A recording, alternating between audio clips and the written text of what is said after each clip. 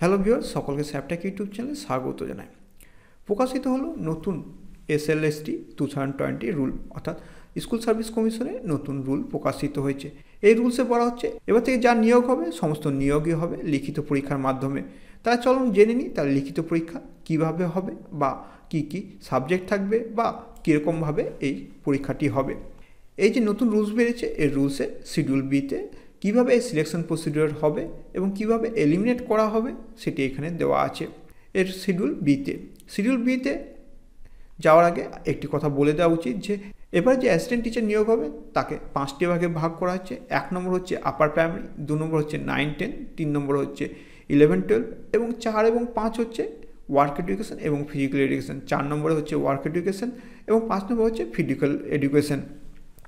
এই 5টি ভাগে নিয়োগ হবে।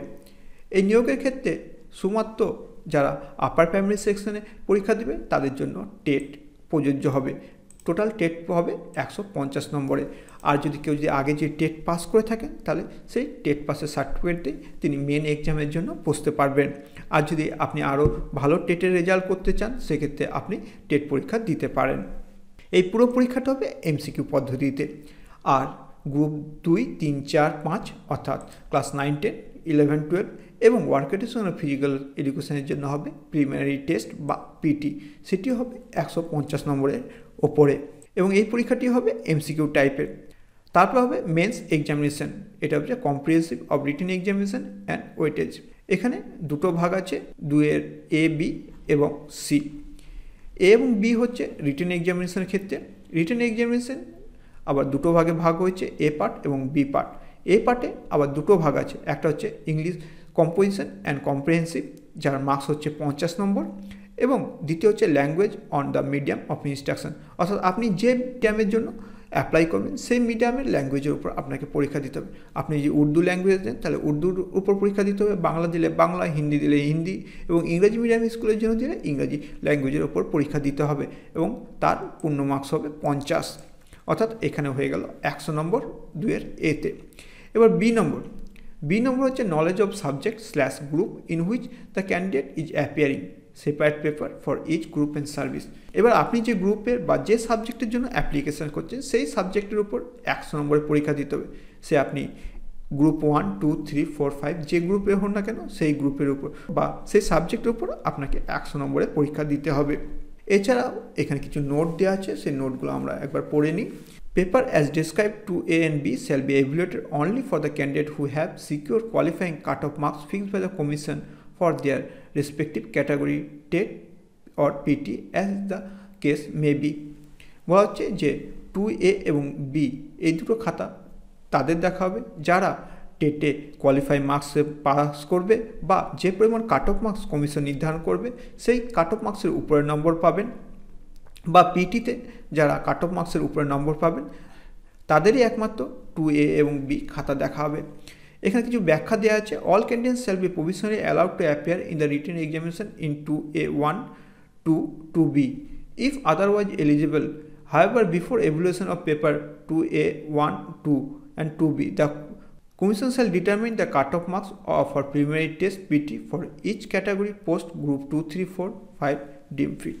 অর্থাৎ বলা হচ্ছে যে প্রিলিমিনারিভাবে অর্থাৎ প্রাথমিকভাবে আপনারা 2A এবং 2B অর্থাৎ মেন এক্সামে বসে যাবেন, কিন্তু শুধুমাত্র খাতা দেখা হবে কাদের, যারা পিটি কাট অফ মার্কসের উপর পাবে তাদের খাতাগুলোই শুধুমাত্র দেখা হবে।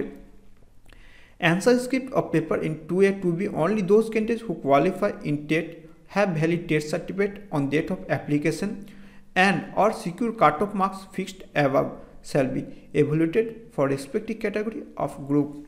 এবার হচ্ছে 2A এবং 2B খাতা টেটের জন্য দেখা হবে শুধুমাত্র তাদের যারা কি হচ্ছে যাদের কাছে ভ্যালিড টেট সার্টিফিকেট আছে এবং সেই টেটের যে মার্কস আছে সেই কাট অফ মার্কসের উপরের নম্বর পেয়েছেন, অথবা যারা টেট পরীক্ষা দিয়েছেন এবং টেট পরীক্ষাতে সেই কাট অফ মার্কসের উপরের নম্বর পেয়েছেন তাদের ক্ষেত্রে শুধুমাত্র 2A এবং 2B দেখা হবে, তাছাড়া কিন্তু 2A বা 2B দেখা হবে না।